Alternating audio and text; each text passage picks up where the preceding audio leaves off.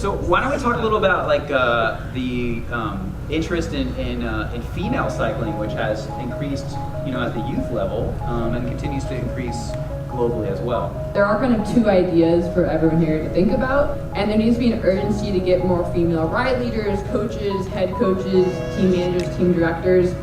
And then the second idea comes, I think, a bit from an experience this past summer. So in Colorado at Nationals, every night before the next day's races, there would be rider meetings. And so on Friday night before the massive cross-country race on Saturday, the head U.S. cycling official, he's going over each event individually.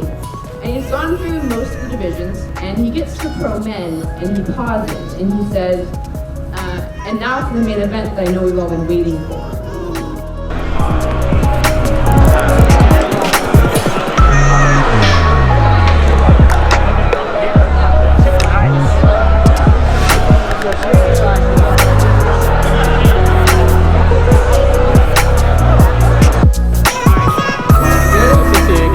Been a while. Graduated Al Cerrito and placed 6th in the U23 Nationals.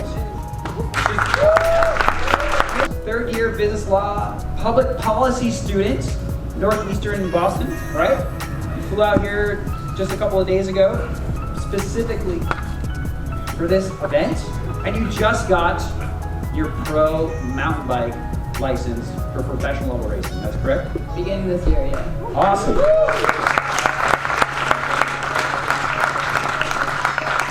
How are you doing tonight? Good. Did you have fun on the ride today? It was fun. Delightful. I know I told you I wasn't going to do the whole ride, and then... You did the whole ride. So why don't you tell people how you got involved in mountain biking and cycling, just like we talked with the panel earlier today? I got into it my senior year of high school. I was finishing up my cross-country running season, and normally I would have gone into a soccer season for winter and spring, but I had seen several of my teammates tear the ACLs in front of me on the field, and I decided that that was not really of interest to me. So I happen to know one person from the cycling team, the NICA team, who had joined cross-country running for 13 days before he quit. And I went up to him and asked him if I could join the team, and he said sure. He didn't tell me that it was entirely freshmen and sophomore boys, but that's how it started. And so I think December 1st of my senior year, I got on a bike for pretty much the first time. And went from there.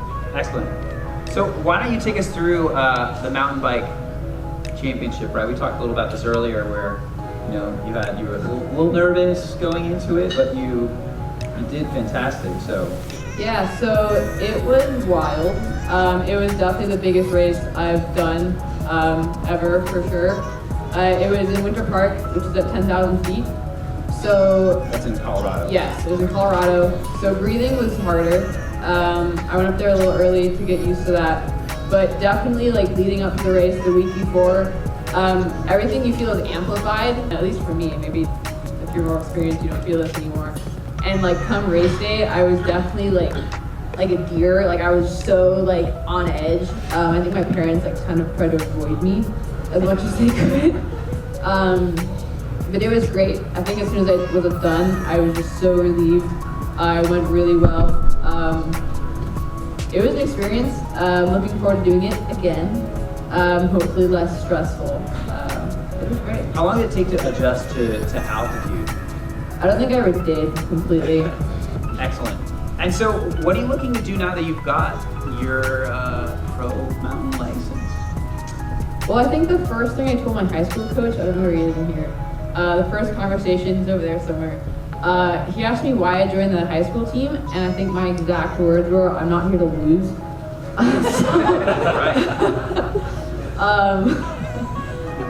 So we'll see about that. 2 years. 2 years. You're gonna win. Yeah. Nate Podium said this year, he's putting win money next on me year. winning in 2 years, so we'll see. It's Nationals. We'll see. Nate We'll said see. that to me 2 years before I won. Yeah, so clearly it's gonna happen. There you We'll go. see. Excellent. No pressure. Just do it. So why don't we talk a little about like the interest in female cycling, which has increased, at the youth level and continues to increase globally as well. Why don't you give me your perspective on that? What do you think about that? Well, I have a lot of thoughts on this. So, based on my experience in NICA and coaching in NICA, I really get asked this question a lot. How can I get more girls on bikes? How can I get more girls in the league? And it deserves an hour-long conversation, probably multiple conversations, not like a 2-minute answer here. But there are kind of 2 ideas for everyone here to think about. I think the first one is that it's very hard to see what you cannot see. And there needs to be an urgency to get more female ride leaders, coaches, head coaches, team managers, team directors, women in positions of leadership and authority whose decisions shape how teams are led and developed, and who can demonstrate strength, skill, speed, ego, confidence, everything that both young women and young men should be and see in their lives needs to come from both male and female role models.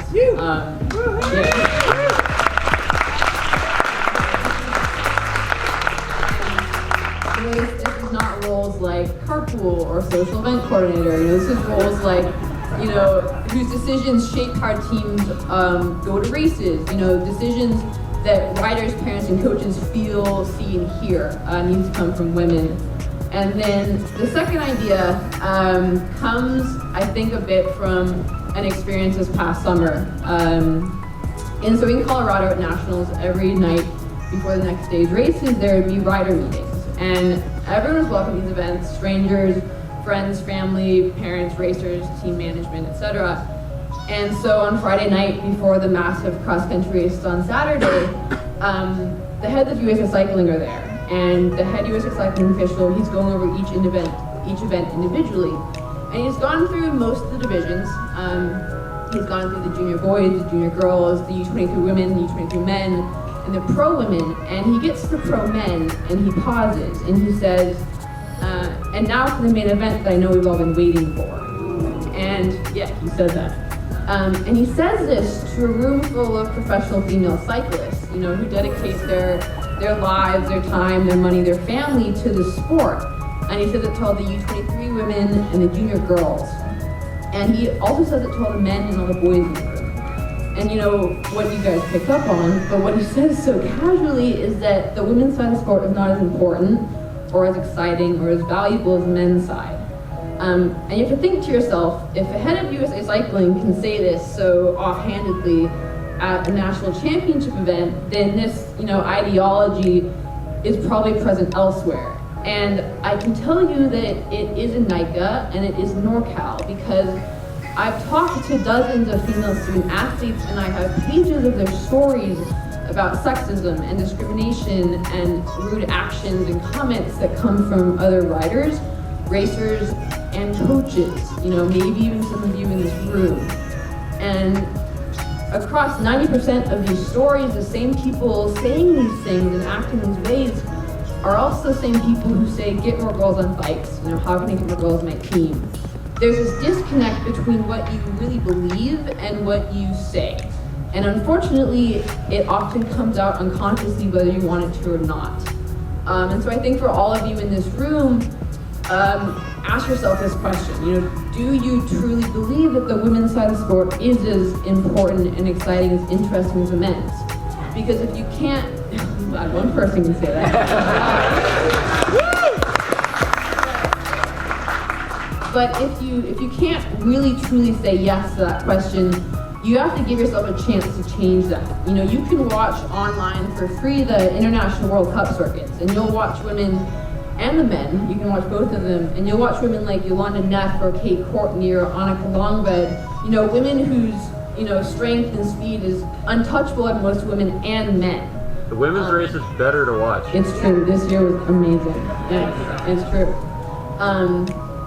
Because at the end of the day, if you really want to get more girls in NICA and more girls on bikes, you have to believe that they're the main event and not just say it to get them on your team.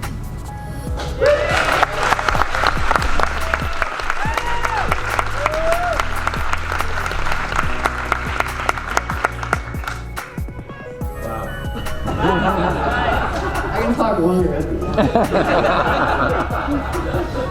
That was pretty powerful. I don't think I have any more questions.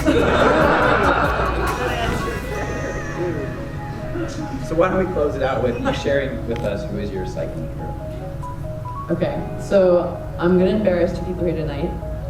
So my coaches, John, my high school coach, and then Nate now, have been, tremendous mentors in my life. Without them, I definitely wouldn't be here. They've given me support emotionally, physically, everything. They've challenged me emotionally, physically, conceptually. They've been there through the blood, sweat, and tears. They might have caused some blood, sweat, and tears. But their belief in me and like my ideas and what I want to do inspires me and definitely gets me through some like hard times. They're there whenever I need them, and definitely I hope that everyone has a chance to have something like that in their lives because you don't know what you have until you don't have it anymore, for sure. So thank you. Well, I think you just became a lot of people's cycling hero in the audience today. Thank you.